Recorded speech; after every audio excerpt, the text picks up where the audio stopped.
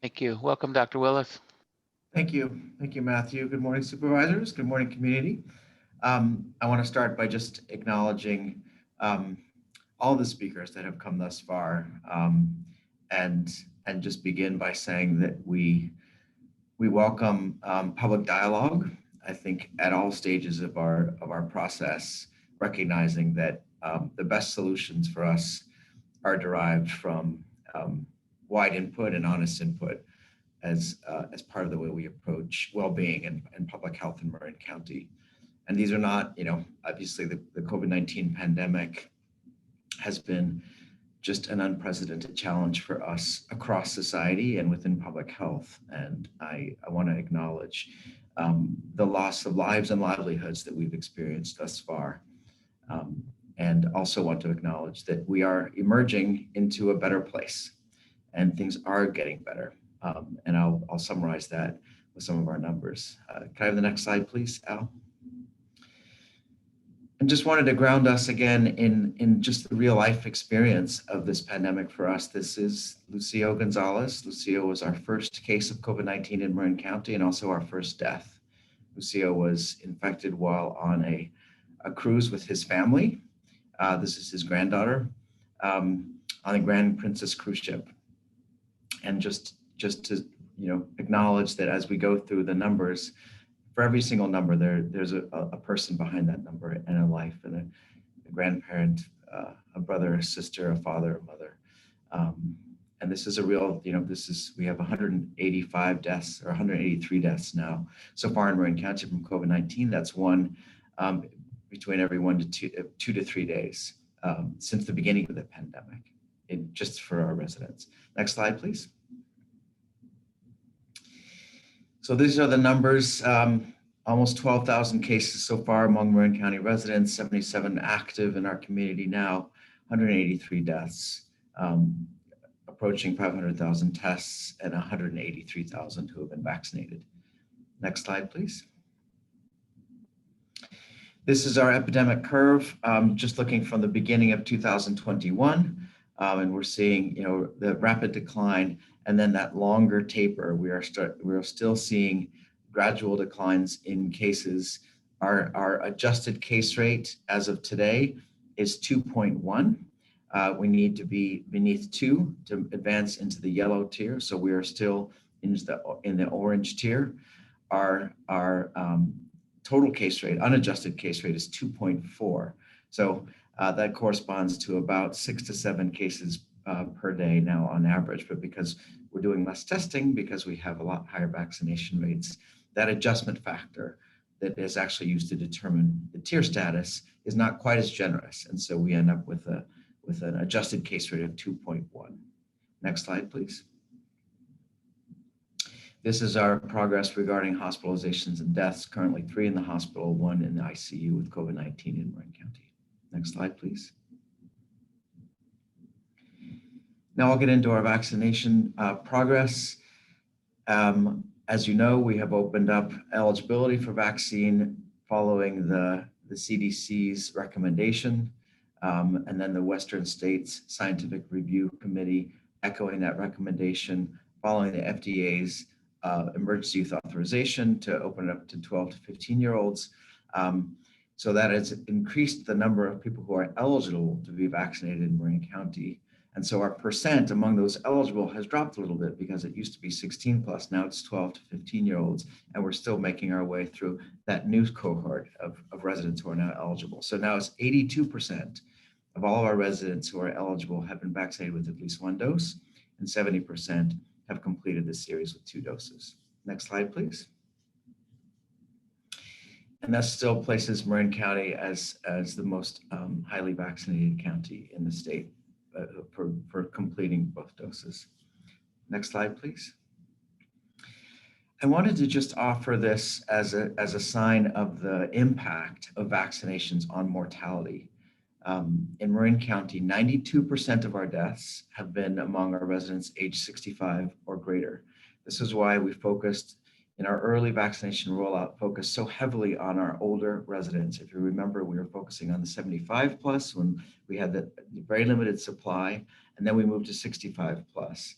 And that has led to high vaccination rates among our oldest residents. 98% of our residents age 65 plus have had at least one dose of the vaccine.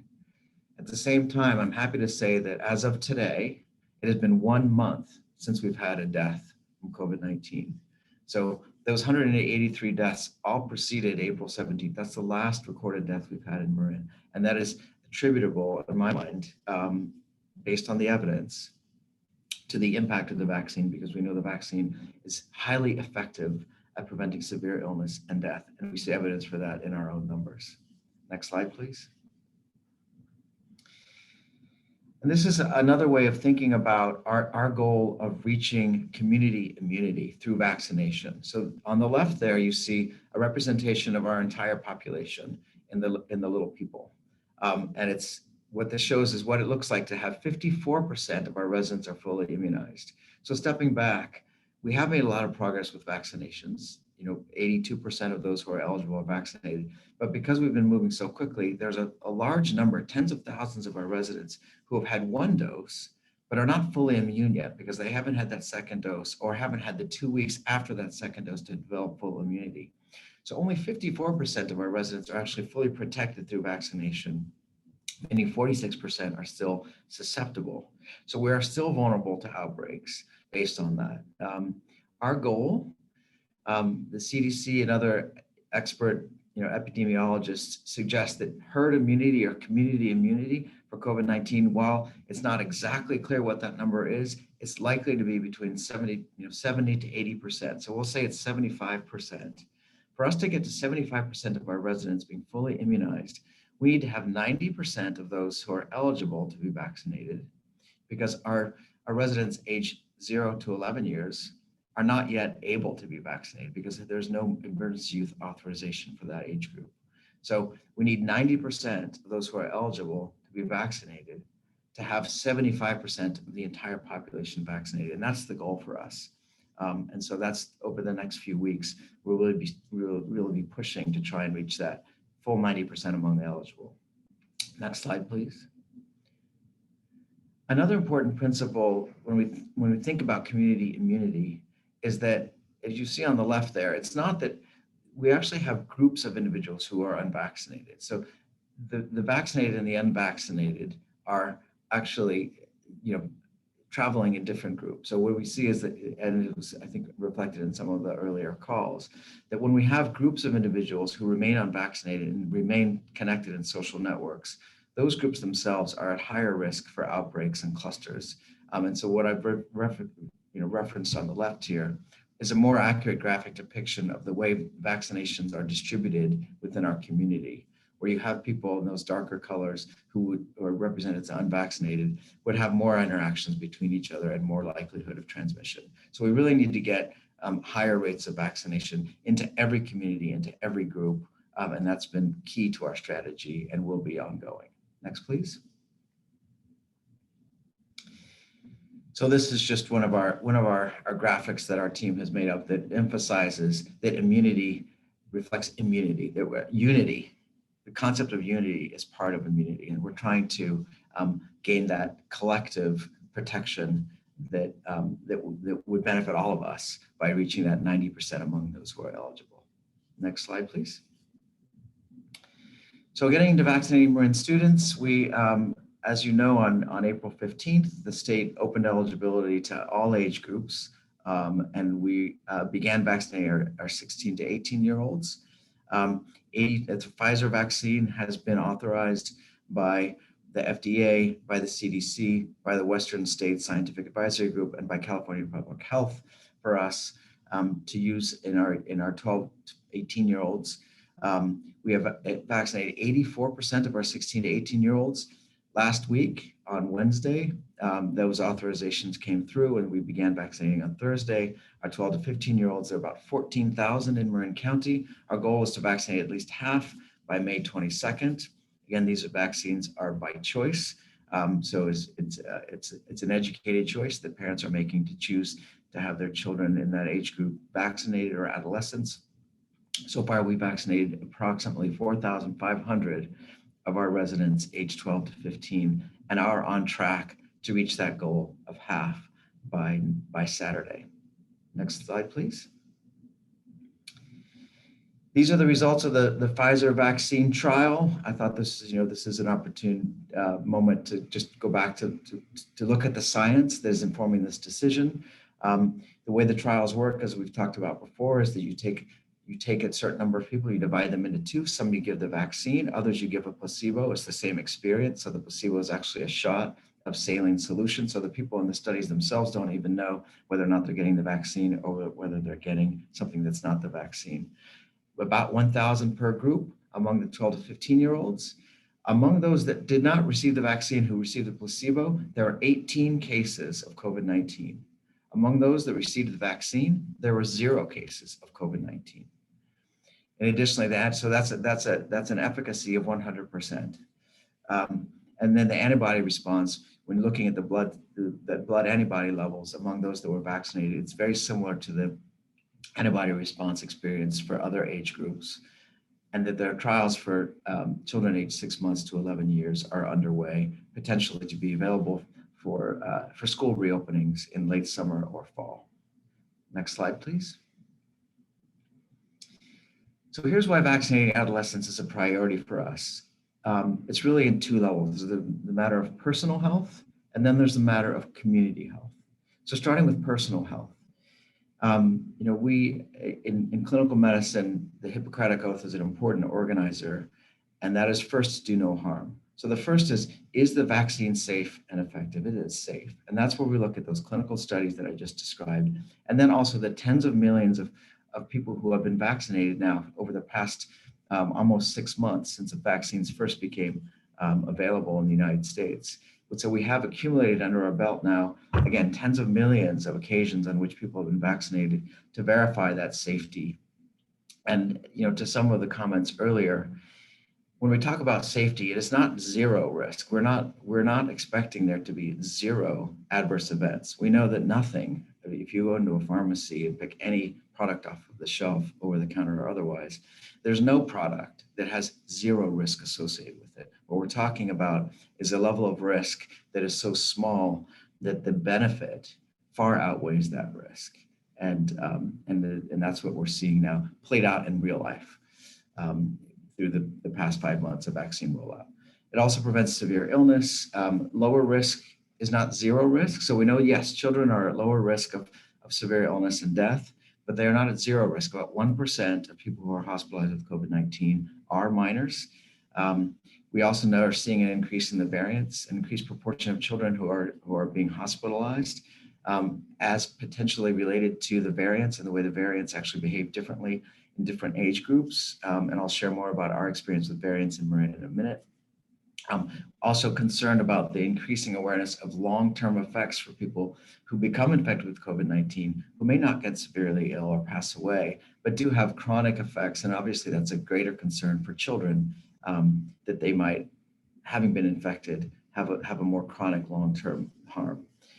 Obviously, there's also the mental, social, and health, physical and social health well-beings associated with freedom to interact. So vaccination brings more freedom to interact safely, both in school and out of school with friends. And there's a lot of health associated with that at a personal level. And then finally, unvaccinated status, as we're seeing the regulations and the policies become clear from CDC and California Public Health, that unvaccinated status may be a barrier to participation in some activities, including events, travel. We're hearing from the EU that they're going to require vaccination as a criteria for Americans traveling into Europe. So these are things to consider regarding the freedom that vaccination would offer. Next slide, please. And then for community health, 12 to 15-year-olds have similar infectivity to adults. The younger children are less infective. So elementary school children from the studies seem to be less likely to be infected and less infectious to others. Not so for adolescents. They're actually just as infective to others. So they do, if infected, represent a higher risk of transmission to others around them, including family, grandparents, friends, classmates, people who may not, because of a medical condition or fragility, may not actually be able to have the benefit of vaccination. They'll be more at risk for bad outcomes if they were infected. We also know that transmission is occurring in gatherings outside of school. When we look at cases among adolescents in Marin County now, by far the majority are happening in social gatherings that are occurring outside of school, sports events, parties, other normal events for children in their lives. But that's where the transmission is happening, and vaccinating them and protecting them will allow them to engage in those more freely and more safely. So it is critical restoring normalcy in schools and in our community, where, visualize, I think the image is an entire middle school, an entire high school that is highly protected through vaccination, both students and staff. And it obviously contributes to that, what I already shared overall, in terms of reaching that 75% of us being fully vaccinated across the community of all age groups. That would mean that we're much closer to that herd immunity or community-wide immunity. Next slide, please. So here's how to find an appointment. There are in previous weeks, I've been offering each site. We're now vaccinating at so many different sites across the county that I'll just summarize that there's more than 20 pop-up clinics around Marin County. 10 are occurring at schools this week. We also have 15 pharmacy locations offering vaccine. The Larkspur Ferry Terminal has 3,000 open appointments this week. And go to getvaccinatedmarin.org to see all those locations, because there will be one that is conveniently located close to you with open appointments throughout the week. Next slide, please.